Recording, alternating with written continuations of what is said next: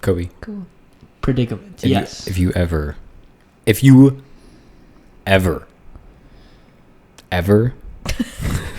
welcome back to Vertical Thoughts.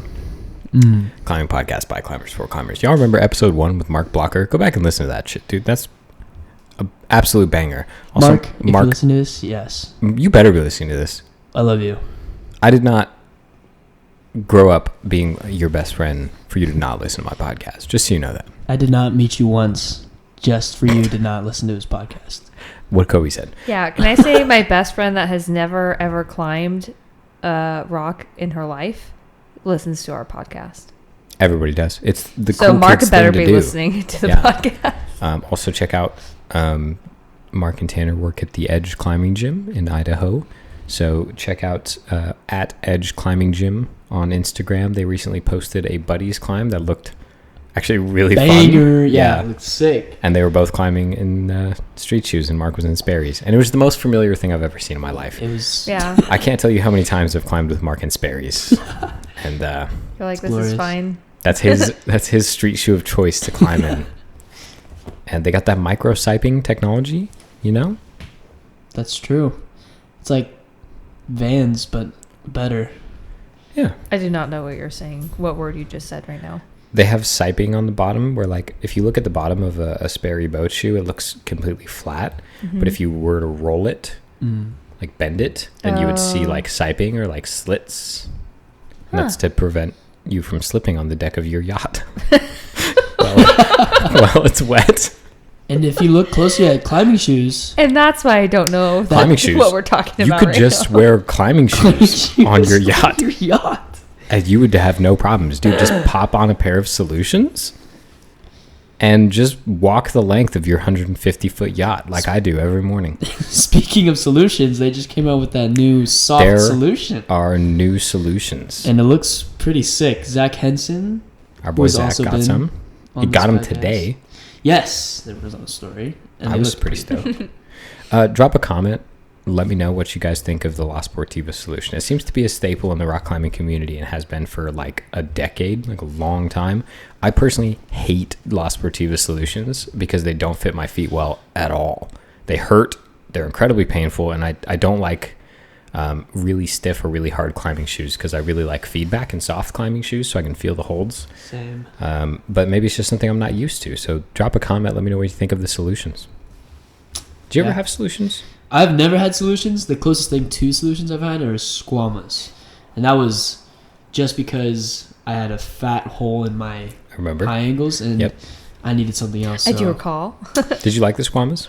Yeah. I liked them. Like, they were just a little bit too big on me because they were given to me. I remember that. Yeah. But they were pretty. I like them. They're decent. Yeah. Kobe, we recently found out, wears his shoes at least a size too big. Yep. And I never even knew this whole time. Yeah. I just thought my feet were deformed. He just thought his heels fucked up too. Yeah. Like, my heels like, just look at all this right. space in my heel. Dude, my heel's not shaped right. I was like, go down at least a size. Which is like amazing and frustrating at the same time how good Kobe is. And you're like, and this freaking dude's wearing a size too big shoe. Are you kidding me right now? And I feel like, I don't know, once I get new shoes, I don't know. You're going to be bopped right back down to V6. Yes. It's like the big shoes were your beta all along. All yeah, along. right. Yeah. The real beta. We might be onto something.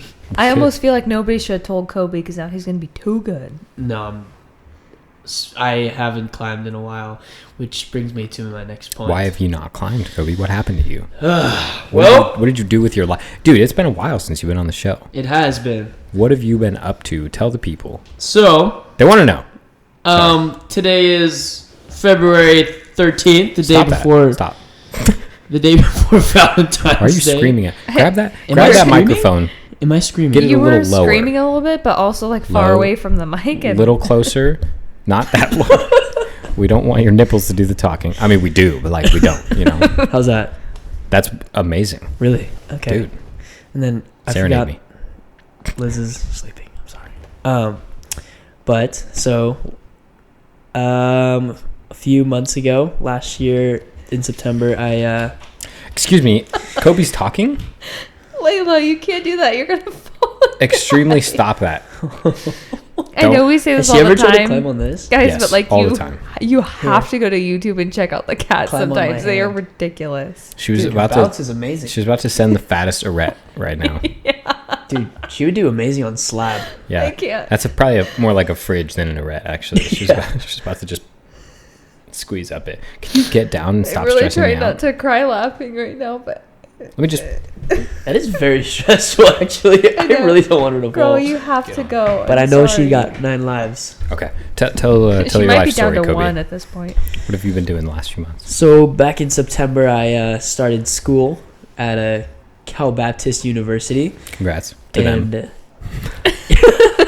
And well, let's just say climbing has not fit into the schedule like it used to. Like before, just going to community college, Right. being at home, doing homework, and then having hours at the end of that Yeah. with literally nothing to do. So I just go to the gym, climbing gym, and climbing.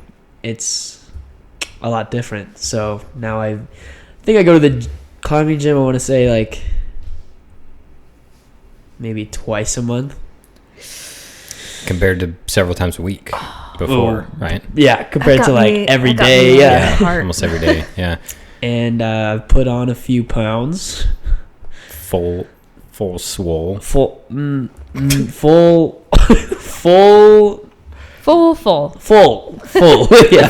just full. I've been Full, there. thick full. Not quite 2 C's Thick yet. full? Thick full. I like that. Thick full. Yeah.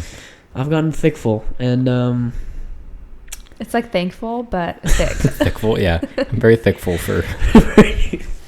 very thick full. So for how my does thick full? do you feel the weight on the wall? Yes. And I should clarify for those listening, not necessarily saying that Kobe is fat now. Kobe Not looks like, do you exactly the feel same. The weight, because I can feel it right now just looking at you. I feel honestly like But just not climbing makes you feel it. yeah, and so when just compared to when I was like climbing every day, honestly I could feel like every pound. Right. Like if I was heavier one day, like if I just ate like a heavy lunch, like Right. that actually like affected my climbing. Like I could feel that like it's just a high gravity day. Yeah. But then like right now, every day is a high gravity Dude, day. it's crazy. So right? yeah, and like so I've probably put on now 12 pounds of what since like a few months ago. Mm-hmm. And I can definitely feel it. And it's also like I want to say it's like some of my forearm strength leaving as well. Sure. So maybe it's a combination of both. But yeah, it's just been tough to get out there and climb and really do, because like I love climbing, and yeah, just not having that time, it really like I guess puts in perspective of like I'm not a child that can do anything anymore. So you got A lot more responsibilities. Yeah, for sure. Or I guess because like I guess you guys are grown adults, and I'm a grown ass. We try to pretend sometimes. Yeah. you guys definitely have made time for it, but I guess it's not easy. Yeah, for sure. And in school's different too, because you know even though we both work enough to like maintain the life that we have, when I was in school, I didn't have that kind of time either, because you know, I did school right and you're doing school right, and so like you spend a lot of time there, and then when you're not like in like your scheduled time, like in class or you know whatever that might be, when you have like your time that you can choose what you want to do with it, like you should be doing more school, you know. So right. So I mean, you're doing school right, and that's you can fine. climb forever. You can't, or rather, you don't want to do college forever. You can do college forever if you want. Also, side note, I am Cal Baptist alumni, so Kobe's going to the school that I also went to. Dude, carrying the torch. Brooke took a shit all over that school, dude. Didn't even stand a chance. Soft. She called that school soft, dude. When? Soft. She downgraded it. She downgraded it? Yeah. Oh, soft. wow. So what is it? A community college now? Yeah. You heard She it here. sandbagged. She sandbagged. Yeah. That's great. On collegeproject.com. College project. No, that's life, And I think that that's one thing that climbers often don't think about. I think that a lot of climbers do make a lot of time for climbing and are blessed to have the opportunity to do that. But the people who are living that kind of lifestyle, which allows you to climb every day or whenever you want, those people don't often think about the rest of us. We work or we go to school, or that's the majority of I spend the majority of my life at work, which is kind of sad, but like that's the way it is. That's that's adult life. Yeah. And it also kind of like not crushes dreams, but like it makes me think like, how far could I have gone? How far could I have gone if like I didn't go to school and I just like kept climbing and training? Like, But then how far could you have gone in like the academic world or with your career? Exactly. You'd feel the same way. Yeah. You you feel the same way, but just Yeah. opposite direction. And you're young. We're young. I mean, We're all we young. are all collectively still pretty young. So, I mean, there's never a too late. I know. Yeah. Apparently, it seems like nowadays all the young elite climbers are like young. Yeah. Super young. But, I mean, I truly believe watching you progress, if you really wanted to whip yourself in shape to be like back at your apex of climbing, I don't think it would take you more than a year to really like get yourself back. You know what I mean? I feel like I can lose weight pretty easy, but I don't know. It's like getting back into the groove. Like, I don't know. Just My climbing. endurance is trash right now. That's yeah. power it endurance is what sucks. really suffers. I mean, it's not like riding a bike. Yeah. It's not. You remember how to do it, but your body. Cannot physically. Yeah. When you're climbing, especially as much as you climb like every day, Yeah. I mean, your body gets used to that. And it's an anaerobic exercise, so it's not like running, where you're conditioning your lungs and your breathing and all that stuff. And climbing is intense, powerful movements, over short bursts of time, bouldering at least. Yeah. And so once you stop doing that, your body immediately is like no longer used to it. Yeah. Like, It's weird. yeah, because you don't do with things like running or other sports or weightlifting, you do still do things that are similar to that on a day-to-day basis. At least most people do. You pick something up and move it across the room, or you walk down the street to get the mail, or you kind of emulate different sports throughout your life. Climbing, you don't really, unless you're me and you are trying to climb everything at all times. But that's like, I think that's good. I like that. Like just going, like we went to Flowstone and we were trying that 10. Yeah. Which Climb also, everything. go check out Flowstone if you have not. Absolutely. Super fun. Great climbing gym. But very, very tough on the grades. Try the V10 in the gym. Try to climb that building that you always drive by every day that has like cobblestone up the front of it. That too. Send everything. Yeah. Is that Redlands? I forget the name of the city that is. Okay. Uh-huh. Yeah, so it's in Redlands, California, so like definitely in our area. And it's very new gym and super cool. And Their setting style is, I'm like in love with it. yeah, top notch. If you have seen it, also I will say that it has spread wildly through the climbing community. Yeah, but Many pro I know climbers. that a lot of our listeners are local, but a lot of them aren't Right. too. So I don't know. Well, I just mean several pro climbers have gone there and shared it via Instagram, and the gym seems to have gained a lot of traction, a lot of popularity really quickly. Definitely.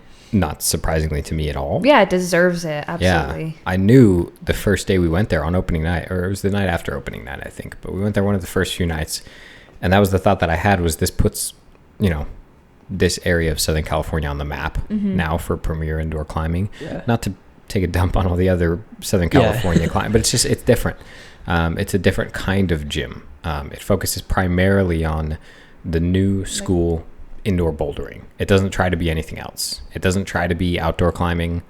It doesn't try to be sport climbing. It doesn't try to be any of that. This is powerful, dynamic, not all of it, but, you know, the general style is powerful, dynamic, beta intensive climbing, you know, as a sport, not as like, you know, if you can't get outdoors, check out the local gym and you can emulate some outdoor climbing. It's not like outdoors at all. It's different, but it is the kind of climbing you're going to see in the Olympics, and it's the kind of climbing that you're going to see on TV, and it's exciting and it's really fun, to be honest. It's a lot of fun to do. And like to have access to that, just like buying a day pass at a gym like you would at any other gym, like those really cool climbs you see in the comps, and you're like, oh, you know, I wish I could try something like that, or I wish I had ever touched holds like that, you know, like Flowstone has a lot of that stuff, all the minutia, and it's like super exciting. Like Liam and I are like a couple kids when we walk in there, we start touching stuff, just running over, touch this, touch that.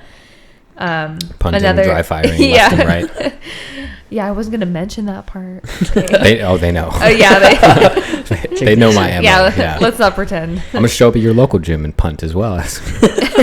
you know the deal. Be careful. One of my other favorite things about that gym, I feel like it's starting to sound like Flowstone paid us to do this episode a little bit. That'd be great. Not if you true. Guys would like. Yeah, if you want to throw it our way after DMs, this, sure. Yeah. But no, it's all sincere thoughts here. One of my favorite things about that place, and if you've ever been there, I'm sure you've noticed, but even their like easier climbs or lower grade climbs can be beta intensive. Yeah. Which is super cool. Like it's not really something I'd ever experienced before at other gyms.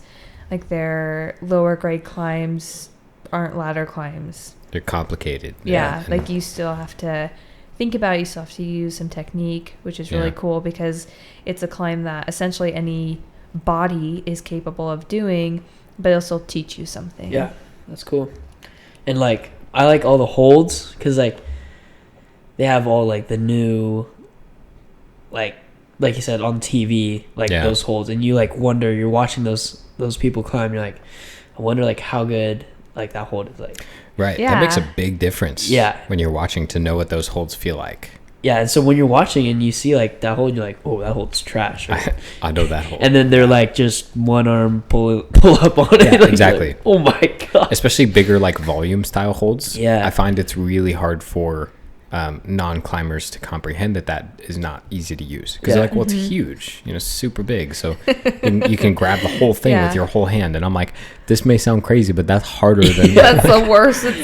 These guys would rather have tiny crimps, like for sure. Yeah. And that's crazy for people to think, but like for us here in the States specifically, European climbing gyms, the premier European climbing gyms have all those, you know, newer holds that are coming out, because a lot of those premier hold manufacturers do exist in Europe, you know, overseas. Like cheetah holds, like we don't, no gyms in California have cheetah holds, not really. Yeah, like, never heard of those it. cheetah volumes, you know, and like all the blocks stuff, like I'm pretty sure those are in Denmark, and all these really nice holds are manufactured out of the country and take months to get sometimes and are special order. Not only that, but they're very expensive. Yeah. Somebody paid a lot of money for the holds in that gym, and I highly respect it because, like you said, it helps us understand better what's happening on the main stage of climbing. Yeah. Where it's like, if I were to compare it to something compared to me growing up playing soccer, and this is such a soccer thing, so if you've never played soccer or football, then you won't understand this, but it's like when you watch like something like the World Cup and all you can think about is like, dude, that pitch looks so nice. Like, when you grow up playing high school soccer on dirty, muddy, patchy pitches with crappy grass, and you're tripping all over the bumps and crap, or either like turf that just destroys your legs, hot ass turf in the summer, you dream of those beautiful grass fields in the big stadiums, and you just think like, what would it be like to play in that pitch? Like, it'd be surreal, right? It'd be like completely crazy. The grass is perfect and short and flat, and they like water it before, like freshly water it right before it, and oh, that's so cool. And so you wonder, like, what would that be like to, because it's very different than just playing soccer at your high school, you know, like even without a crowd, playing soccer in a stadium is a totally different thing, you know, on a professional pitch. And it just changes the way you think about the game. And it's the same for all sports, I'm sure, but climbing included. You know, you're watching these professional climbers do it on the main stage, and you're wondering, like, you know, maybe you don't fully understand what is going into that because you've never seen the holds they're using, and you don't really know. And they make it look easy, of course. Mm-hmm. So it's kind of hard to be like, well, maybe Too it's easy. easy. Yeah, like, maybe I could do that. Yeah, right. Yeah, and then oftentimes I find myself thinking that, and I will, try things like that. It's the hardest thing I've ever done in my life. Yeah. So It's nice a to good put point. it into The holds. perspective. Yeah. It's really cool. Can also be a barrier, though. I find when I go to new gyms and I see holds that I'm not familiar with, I overgrip the shit out of them. Like, That's true. I don't know about you guys, but I pump out at new gyms really quickly because I don't know how to grab the holds. Yeah. I'm not familiar with them. That's why I feel like advantage for like home gyms. Mm-hmm. You know all the sweet spots for the holds. Yeah. You're like, oh, I know exactly what that hold feels sure. like, where to hit it. Exactly. Yeah. So That's a big difference. that's a huge difference. Yeah. When you're close with your holds, I know that guy. You got to be the holds. Be the hold. I know how he likes it. Yeah. What? Stop. Cut. Hold Hold on. I gotta go. Line. So Kobe, Yes. Broby, Kenobi. Stoked for this weekend? Since you brought that up. Sorry, wait. What were you going to say? No, dude. Let's talk about this weekend. All right. What are we doing this weekend? So we're going to Anza, Borrego. What is it? Culp Valley? Valley. You San Diego County climbers will know it. Everyone else will be like, what the hell are you talking about? Where is that? Yeah. It's just a little crag out here in northern San Diego County, out in literally nowhere, like exactly nowhere. And it's ripe for the picking. yes, let's go. Maybe And I shouldn't so- tell you all that because I'm going to go out there and steal all my FAs. But no, I did my first FA Go check it out. last Mexican weekend. hat dance. Mexican hat dance in Culp Valley on Mountain Project. It's a banger. I'm going to cough, so thank you for bearing with me. I ain't cutting that out either. Staying in. You know how we do it around here. Yeah, I've been pretending that I'm not sick, but I This is am one cut. low-key sick right now. Everybody's sick, I have dude. a sore, scratchy throat. I'm trying not to sniffle in the mic. I'm pretty sure I'm allergic to cats too, so. Dude, right now I feel like I'm allergic to cats. I can't breathe right now. I feel like I inhaled a bunch of dust. Anyways. But, so we're heading out there. Going out there Culp more. Valley. Hopefully more FAs Yes. for everyone. And it looked pretty sick. I was stoked from when he put it up. I was like, dude, that's awesome. Yeah. I've always like, that's like every climber's, not every climber's dream, but like, Yeah. that's a pretty cool. Definitely was mine and still is. Yeah. And so, and just like the movement on your climb, like really sick. Like it just flowed so well. And to see that outdoors is pretty rare. Yeah. It is extremely rare in a relatively heavily trafficked area to find a 3-star boulder problem. But we just kind of did. Yeah, it's cool. And we were just walking around at night, kind of hiking through the hills. There were a bunch of boulders. We were just kind of looking around. We all had a beer in our hands, and we were just chilling, a couple of us. And we knew there were more established climbs kind of outside of the campground that we were in, but we also just wanted to look around, directly outside of the campground. Mm-hmm. And we were just looking for the biggest boulders. So there's a lot of rock, but a lot of it is waist high and below. It's really small boulders. So we're looking for just like the hilltops with the big boulders on top of them. And we walked up to one that had this big horizontal crack that like ran the entire length of the boulder. And we were like, oh, maybe we could make some kind of V1, V0 traverse here or something.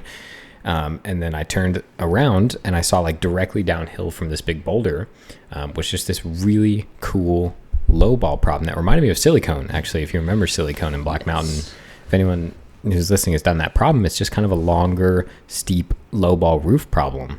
And that's kind of like the same general shape of this climb. But I remember thinking, oh, this is a climb right here. Like, this has to have been done. And we started looking at the holds and kind of picking at them with our fingers. And I was like, dude, no one's touched this. Like, this is fresh rock. Because we're chossing stuff off, you know what I mean? And like, there's feet that are breaking off as we're trying to use them. And this has never been used. This has never been cleaned up, never been brushed. No one's pulled on these holds before because half of them would probably break. Off, yeah. So I was like, well, all of a sudden it started setting in my brain where I was like, dude, am I going to FA a climb like that? Until I did it, that seemed like such a distant possibility. I was like, every piece of rock everywhere has been climbed already. Like, there's no way I'm going to find a 3-star boulder problem just sitting there unclimbed. And that's exactly what happened. And so I was like, dude, this is going to happen. Like, what do I do? Like, what do I do I take a video? Do I post it on Mountain Project? Like, this is crazy. But also, I was so stoked. I was also like, does it go? You know what I mean? Because you never know. Because we weren't actually climbing that night. Because we were just hanging out and drinking and camping. So we're going to climb the next morning. So we agreed, you know, it's right up the hill from our campsite. We just get up early and climb up there and brush it up and chalk it up and see if it goes. And I remember touching the holds, and I remember saying out loud to everyone, you guys aren't going to like this, but I think that it's like V2. Like, I think it's like really pretty easy. And then they all thought I was crazy. But once we got up there in the morning, went to sleep that night, and I had a dream that I woke up and I stuck my head out of the truck that I was sleeping in, and I looked up the hill, and I was like, there's my FA proj, and there were people brushing it and chalking it. Oof. I was like, no. I missed the train, dude. I missed it. That was my perfect FA. They stole it from me, and they were like, do you guys want to hop on this? We just did it. It was really fun. It's like a 5-star problem, and we were all like, oh my God. Fuck. And they called it something stupid. I don't even remember what they called it. I was like, dude. But definitely not as cool as Mexican hat dance. Yeah, and then as we were walking down the hill, I remember thinking, you have to call it Mexican hat dance. And I don't know why. There's no reason for that at all. There's no story behind it. I don't. It felt kind of like doing a dance. That was the only thing that I could come up with. There probably weren't even any Mexicans there. No. No, there weren't.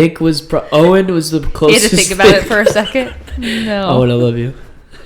Yeah. So, I mean, it felt kind of like a swing dance type move, but that's funny. You know, a Mexican hat dance. It sounded like a climb you would do. You know what I mean? Like, if I went to a new area, it'd be like, you hear your friend like, yo, we should get on Mexican hat dance. Like, let's run it. Sounds like a climb, dude. Sounds sick. Let's do it.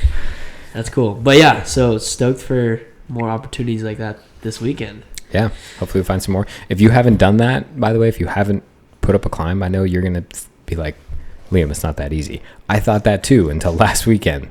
Just find an underdeveloped crag and go out there and just look around, look for lines that maybe don't exist yet, brush them, clean them, put in the work. It was a lot of fun, dude. It was just cleaning up the climb was so much fun. Yeah. Just developing it was awesome. I was like so there for your stoke, by the way, when you like came home from your trip. I had to work all weekend, so I was here. And when Liam came home, he was like, tell me all about it, obviously, and I'd already seen it. I was big stoked on his story. Yeah, but he was... Yeet. Sorry, the cats are downstairs burning our house. Just breaking everything. And we didn't even care anymore. All we do is say yeet. They're fine. Don't worry about that. I know things are breaking. Everything's fine. Everything's fine. Yeah. Oh, but yeah, you were like, your stoke level was so high, and I was like so about it. I was like living for the moment that you said, I'm not even doing any more established climbs. I hate established FAs only climbs. From now FAs on. Only. And I was like, yes, let's do it. Even though I know it's not going to happen. I was just like, yeah, we're doing that. That's funny. Just like one of those things that, like I said, always seems like it's so far in the distance. And then once you're doing it, you're like, I don't know what I'm doing. This is crazy. But then I was thinking the whole time, like, I don't know what I'm doing. But also that's the point. Like, yeah. Anyone else who found this climb also wouldn't know what they were doing, even if they'd FA'd a bunch of climbs. But I have to be the first one to figure out what I'm doing on this boulder particularly. Yeah, and that's like being uncomfortable. Like, you have to be, if you're not pushing your comfortability, I feel like you're not growing. Absolutely. Yeah. Got to push your limits. And so we found it, cleaned it up. I did the original first ascent of the climb and named it at that time. And then we decided, after looking at the boulder and investigating, that we were going to start it from one hold lower, even though that one hold added like 2 or 3 hard moves. And then Owen was the first one to link up those lower moves. So Owen and I gladly split the first ascent between us. And, we each got our first outdoor FA. It was so much fun just to do that as a group, and all work it together and work out the beta and the movement and to see if it goes. And when it did go, like when we got to the top of that problem, I was over the moon, dude. I was so stoked. And I looked at Owen and I said, Owen, this is our baby. This is our baby. And he just laughed uncomfortably and looked away. Sounds like Owen. But yeah, hopefully more of that this weekend. Get out there, look for some boulders. You don't have to have faith. Like just climbing is totally fine. Yeah. Don't get me wrong. Climbing established climbs, there's some bangers out there. And a 3-star climb is going to feel like a 3-star climb regardless of if you're the first person to do it or not. But something special about being the first person to make a line outdoors. It's exciting. I'm very excited. Dude, we're going to get you a real nice piece of meat out there this weekend. It's going to be me. I'm the real nice piece of meat. It's gonna be me.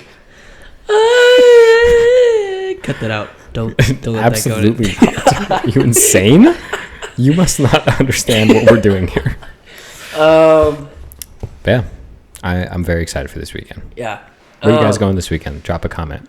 What's up, Kobe? What are you going to say? Dude, I'm so excited. That's all I gotta say, man. When was the last time you climbed outdoors? Actually, last weekend. I Where'd you went to up to near Cal Poly San Luis Obispo. Oh, that's right. You told me you were going outdoors. You said to Bishop, but not the Bishop you're thinking of. Yeah, so it's called Bishop's Peak.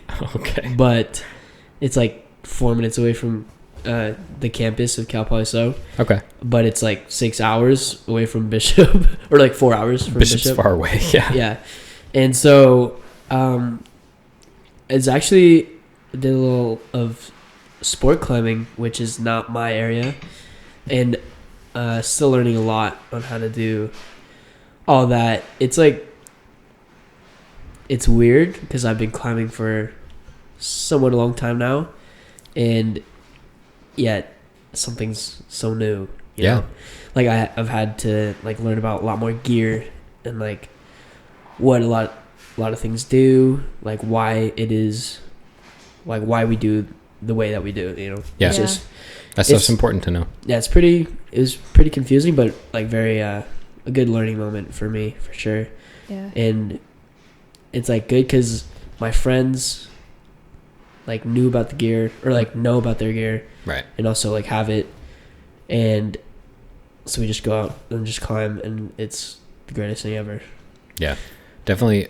That's the beta. Go with someone who knows. Yeah. Oh, if you don't know, go with someone who knows. Yeah, and if we went out there and nobody knew, it'd be the worst time. Dude, if there was just 3 Kobe's out there, just sport climbing, I would be worried. I'd rather like get my ass all the way out there, like not bring any crash pads, not bring whatever, and like ready to sport climb, and if I got like uncomfortable with whatever the highest experience level was, like if it wasn't high enough for me, I would rather go through all that effort and then just end up just not climbing the whole trip than like doing something I was a little bit uncomfortable with, you know?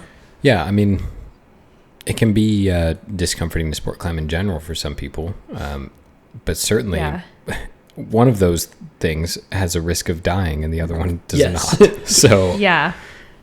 You know, sometimes the road less traveled is better. Yeah. I'm no Alex Honnold, you know. I'm not about that possibly dying life. Like that's not and for he me. he is only who he is because of experience doing it so much and lacking the part of his brain that I know, makes like, him and scared. his brain abnormality. But. Sure, yeah. But I mean, he didn't start free soloing. You know what I mean? When he first climbed, he climbed how everyone else did. It's just he kind of transitioned to that because he didn't want to ask anyone to belay him. So I know that's what I was just about to say. Didn't he, like, he was free soloing a lot in the beginning too, right? Not right away, you know what I mean? Like, he learned to climb, but then when he went outdoors, he found that his social anxiety got in the way of that, and he didn't really have like people to climb with at all times. So he felt uncomfortable asking people to belay and climb with him. So he would just solo. I'm in such disbelief about that. Yeah. Not that I literally don't believe him, I do, but like my heart has a hard time accepting it's hard to relate truth. To that.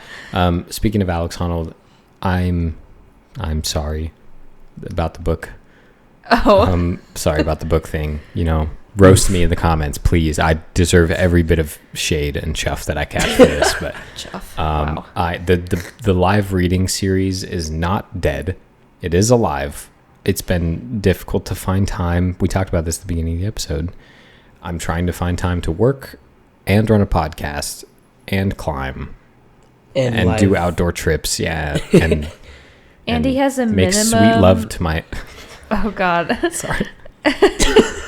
Well, no. Is it hot in here? My joke doesn't compare to that. It was about me and you, but it wasn't even funny now. Yeah. Well, and have a relationship and there's a lot of balancing going on. But the book reading, I will find time. Also, to read a chapter normally takes depending on the length of its chapter, it can take like an hour or two. Like it can take a long time. I know it doesn't sound like a lot of time, but to set aside that hour just for that has been tricky for me. So I apologize. And because we do have a very busy life, and not all of it is working. Like we care very much about getting out and doing things, and so we create for ourselves a very busy life. But because of that, a lot of the times when he was reading would be when he should be paying attention to me, and it just wasn't about it. Like I'd be in bed by myself watching Bob's Burgers on very low volume, so it wouldn't interfere. And I was like, okay, I'm all about these book readings. Like I'm big about it because on my days off where he's working, I'll listen to them in his nice soothing voice. But I don't know. I'm selfish, and I'm like, hello. That's a good point. I could be not going out this weekend, and I could be instead here making live reading episodes for y'all. However, the trade-off to me is worth it. I'd rather go climb. And I think... And make FAs. Yeah, I think the cats are crouching tiger, hidden dragon again. I know. I think that all of you listening would agree with that. So, get off. Actually, none of you are on my dick. I shouldn't say that. No one's been like, where's the episode? Like, no one's been aggressive about it. I'm the only one who's aggressive. He was about to say, get off my dick, and there's like crickets in the background. Like, nobody's on your dick. Relax. You guys are totally fine. No one has been putting the burn on me, even though you guys definitely should be. If you want it, let me know. That's all I'm saying. People do ask about it, but like. Sure. Yeah. I should be holding myself accountable to making sure I get it done. No one's up in arms. Right. In your face about it. Yeah. I will say, if I did have people being like, yo, this is my lifeblood, my bread and butter, where is it? I would probably do it. Find some time. However, I will bring it back. I will do it. I promise. I do want to finish the book for myself and for those who are reading along with me or listening along with me. Bro. But what is... You guys like that, dude? No caveat. Just swanging right into the next topic. Just swang. Me with it. I'm just out here swanging my giant brain around. Okay. What, dude? You ruined a perfectly good joke. I got so scared. Swanging my giant intellect around. Your genius is showing. You gave me palpitations in that moment. You can't say palpitations. It's inappropriate. Come on. Dude. Out here swanging your giant palpitations around. Emperor palpitations. That's my least favorite character in all the Star Wars universe. Emperor Palpitations. Palpitations. Colpitations. Emperor Colpitations. Culp Valley Fiction. Culp Valley Fiction. Culp Fiction. Wait, what was your... All right, what was your question? What has been your favorite climbing shoe? Brooke, you've only had 2, right? I've had 4. Okay. Wow. Well, give you some time to think. Kobe?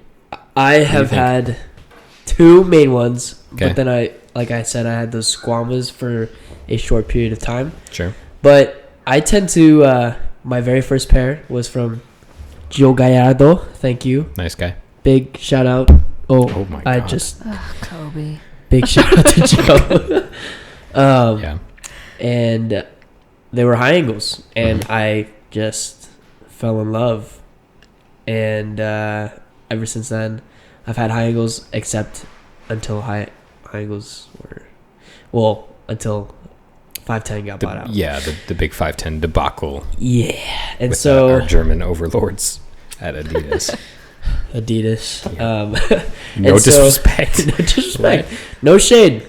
We gotta hands up. We don't want beef, Adidas. Okay, we don't want it. We don't want German beef. No, sir. None of that schnitzel for us, dude. Sauerkraut.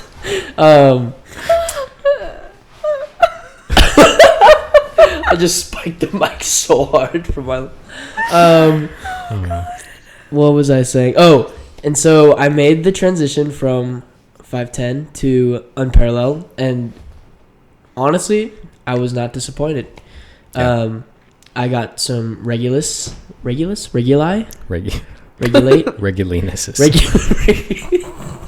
not that regulus, So I got a pair of the Regulus, and it's a popular shoe. At least now it is. Yeah, and it's getting popular. Yeah, I loved it, and my toe just blew out, which is kind of a bummer. But Liam just told me about the TN Pros. TN Pros. Yeah, they developed with Tomoe Narasaki. So Shout he out actually, to Tomoe Narasaki. I believe he won the Boulder World Cup in unparalleled shoes last season. Oh, really? Yeah. So you will hear more about unparalleled on this on Vertical Thoughts for sure. We're going to have a representative, ideally soon. We'll have a representative from Unparalleled to come on the show and talk a little bit more about the company and the history. And sick. And then also I'm going to be doing a review of one of their shoes, a video review of one of their shoes soon. It's coming. But yeah, like I love the shoes, or the Regulus that I have.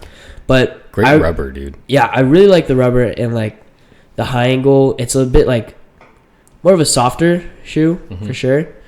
And like I said, I do like feeling the holds, like, you know. Yeah, they're softer and thinner, but they have that stiff like midsole, the very bottom plate. Yeah. You don't want to call it a plate, but a medium, like between like a really soft shoe. Like what we say would be a soft shoe, right? Like probably the 510 teams are the softest shoe I know of. Sure. The drones are also really soft. The Mad Rocks, but they're no, solutions are the opposite end of the spectrum. Stiff, harder rubber. Yeah, for sure. That's why most people like those high angles. Good in between. Yeah, Nathaniel Coleman, the Savage himself, our boy. I don't know if does he still wear high angles? Because like that's a good question. I didn't see what he was wearing recently in qualifiers. Yeah, he won. Whatever he was wearing, it works. Yeah. I guess we better pay attention to what he was wearing, right? Swag comes first. You've seen a lot of high angles in the past. At least if you've watched, professional climbers, you've seen the shoe around. It definitely has made its rounds, and it's a popular shoe for good reason. Yeah. So is that your pick? That is my pick. 510 high angle. For sure. May it rest in peace. Rest in peace. And I love when I forgot what model, or what year it was, but they made like the high angle, but it like dyed your feet blue. Right. Like just like the I think that was the very first one. Yeah. And so we have a friend, Gavin. Shout out to Gavin. Yep. I love you. He always gets Smurf feet. Yep. As we call it. Big respect. Big respect to that man. Walking around the gym with those Smurf feet. Yeah. But yeah, high angles are definitely my pick for that. Brooke, what do you think? So, I haven't totally fallen in love with any shoe. Sure. But I've tried a few different ones from different companies, and I think my favorite's probably the one that I use right now, which is the Unparalleled Mock. They're also the shoe I've had the most problem with at the same time, even though they've been my favorite. It's nothing really bad to say about the shoe. I just have the wrong size, definitely, and they were super painful and really, really tight when I first got them, and I kind of took that as a good sign, and thought they'd loosen up, and so I waited a long time. Basically, I didn't return them because I thought, oh, they just need to be broken in. Yeah. And then once so much time had passed that I realized they were just not the right size, it was too long for me to return them. Right. And I don't just have disposable money to be buying all these shoes, so they're still the shoes that I have. They're much too small. Yeah, they're too small for me. So I have to take frequent breaks from them during sessions. But that being said, they are really good shoes. I really like them. They don't fit me well, but even with that, they're still my favorite shoe from past ones I've had that have fit me better. I like that they're comfortable and flexible, but they're stiff at the same time. They're, for me at least, a good medium, because I don't need a super aggressive shoe. Sure. So for me, it's really nice in my style climbing and my level where I'm at. That's my main shoe, and I really like it. It has enough rubber on the toe that I can do toe hooks if I want, even though I'm not doing a lot of really aggressive difficult climbs, but like it's still there and still gets me through when I need it to, and the heel's not so bad either. It's not like extra padded, you know, when you're like doing tons of heel hooks, but like I said with the toe, like gets me through the stuff I need, and it's comfortable, and I like that. Just as soon as they wear out, I'm gonna get the next size up, and it's gonna be magic. Yeah. We're on completely different ends of the spectrum, Brooke. My shoes are so big on me. Kobe didn't know they were supposed to hurt. Yeah, I go my whole session without taking off my shoes. Oh, dude, no, they're supposed to give you pain. Yeah. Yeah. And like I always thought that was like very like hard to gauge, like what size and fits best. It is, yeah. It's hard.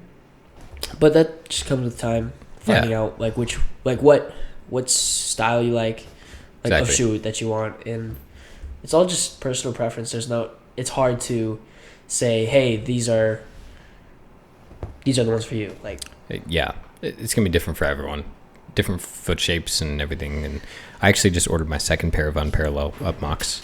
I love them. I will say they're my favorite moderate shoe for moderate climbs. Nothing too steep, overhanging, or anything like that. They're fantastic. They outperform every other shoe I've ever used. I haven't used every climbing shoe, but they outperform every other shoe that I have used on like the V4 to V6 range. Yeah. You know, specifically, they shine really well on just vertical stuff. They're okay for edging, but they're great for volumes or slab or anything like that. I love those shoes. So far, actually, at least historically, like I said, I haven't used many shoes. There's lots of shoes that I still would like to try. I'm going to be trying the Squamas hopefully soon.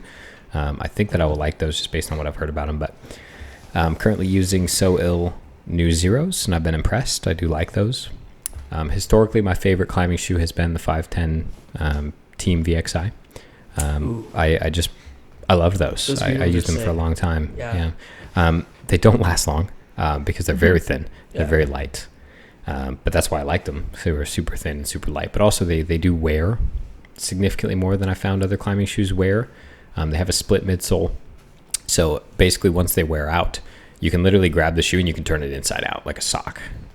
Because they're so thin that once they wear out a little bit, they just turn into like almost nothing kind of. So great shoe, and I loved how soft and how much feedback I got from them. I was sad with how quickly they wore, so I stopped buying them because they were like expensive. I didn't want to keep buying them so often. What would you say, like what's your input on resoling? I've never had a pair of shoes resoled. Yeah. I'm not that kind of person. I know that sounds crazy, but I'm the kind of person that if I wear out a pair of shoes, I'll just buy a new pair rather than looking for ways to fix it. I know it's cheaper, and I know it gives somebody who does that, you know, as a job or for spare money, I know it gives them money, and I support that fully. I do. I would rather just pay the premium to get a new pair of shoes. Yeah. It's just me. That's understandable. Yeah, I'm a man of convenience. I'll pay for convenience. Yeah. And normally it takes a lot of time to get your shoes resold. You send them away and they send them back sometimes weeks later. But then also you still have it. I find my shoes get really gross. For sure, yeah. They get really dirty and gross and sweaty, and after they're worn out, I'm just kind of like, just burn them. Just burn them. To get them away from me. New pair, please. So that's my personal opinion. So for moderate climbs, the Upmock. For aggressive climbs, traditionally, the Team VXI. Although I don't currently wear those, so I don't currently have a pair that I wear. Maybe I'll get another one soon. I don't know. I'm shopping around right now. We're going to do more gear talk on the show. We're going to talk more about that because I think that y'all probably like that. Let me know what you think. What you guys got? Anything else? It's late, dude. It's late. If you're listening to this, it's maybe not late for you, but it's late for us right now. I've been awake for like 20 hours. That's a lot of hours. I could use a little nappy right about now, you know? I had an 8 a.m. this morning. But that's nothing compared to 20 hours. You had an 8 a.m.? Yeah. No. Does that mean like a 8 a.m. class? Is that like a candy bar, like $100,000? Yeah, like class. Oh, Kobe, you are so cute. Sorry. Don't, what? Don't patronize him. Yeah. Everyone get off my dick, okay? Somebody recently called me the moral compass of vertical thoughts. And what a beautiful compliment. The moral compass. I don't really know what it means, but what a beautiful compliment. Right? And I really had to just sit we're back. So off the wall. I really had to sit back and think about my role and maybe how I appear. I get it. I do get what he was saying. And I was like, yeah, I do get that. And I was like, but also I feel like I'm a little bit on their level. A little bit, but you are definitely, in the episodes you're in, you're definitely more the voice of reason amongst a sea of choss. Just choss. Just Gumbies spouting opinions. And I'm notoriously kind of a loose cannon behind this microphone, but it's my show, dude, so come at me. You are. What you gonna do? Yeah. That's you gonna take my show? You gonna come in here, you gonna hold me down, take my show from me? That's half of our relationship, I feel like, though. Not just on the show, but I thought it was all of our relationship. in every second of our life is you a loose cannon and me excited and along for the ride, but also holding you back at the same time. That's everything we do. I wouldn't say holding me back. That's maybe not the right way to put it. Regulating is probably a better way to put it. Yeah. I regulate myself pretty well. I hope you all listening it's like that. flying the kite, you gotta guide it along and keep it in range. I highly recognize my own choss, but let it go wild too, because that's why you're flying. We gotta go kite. Before these cats burn this house. They're ripping things off the walls and stuff. I hope you guys have enjoyed. I had a wonderful time. You've been a fantastic guest, and please you've do been come a back. Fantastic host. Thank you. Wow. He gave me chai tea latte. I did. You're welcome. Big shout outs to Nick Henson for he dropped his puta in it. That we are taking out of the it is a Filipino food, and she said it wrong. Sorry. Big apologies out there. We have just tonight learned what this food is called. So yeah. We as in them. Brooke and myself, we are not Filipino. Spoilers. No, we are not. You may have thought we were based on all of the Filipino features that I have. But I am not. Filling your Pino. Shout out to Nick Henson for that delicious dessert. Thank you, Nick. Yeah. Also, shout out to Brooke Rabbit Shout her out, dude. Why not? For being her. She's doing great. You're doing great. Yeah. Jimmy Webb. I pray to him every night. That's not true. Sam Palacios. He'd probably be weirded out by that. Probably. Atre Mac. The boys, dude. Everybody get back in here. Come back on the show. Yeah. That. Everybody get in here. We should have a group. No, we don't have to microphones. No, I was going to say, not the first person to have that. Every time we come over here and we all get a little tipsy, someone has the idea of let's all go upstairs and record an episode. And I'm like, yo, I'm drunk, but that's a bad idea. I know. First of all, I can't even work a camera right now. There's no way I'm going to figure out recording a podcast right now. Anyways, go outside, find some FAs. Tell me what your favorite shoe is. Tell Kobe what your favorite shoe is. Yeah, please tell me what your favorite shoe is. Remember to always be Gumby trash. Always. Always Gumby. Always Gumby and always trash. Never change yourself. Yeah. I hope you guys have enjoyed this. We'll see you next week. More exciting content coming your way. Yeah. Scene. Bye. Bye.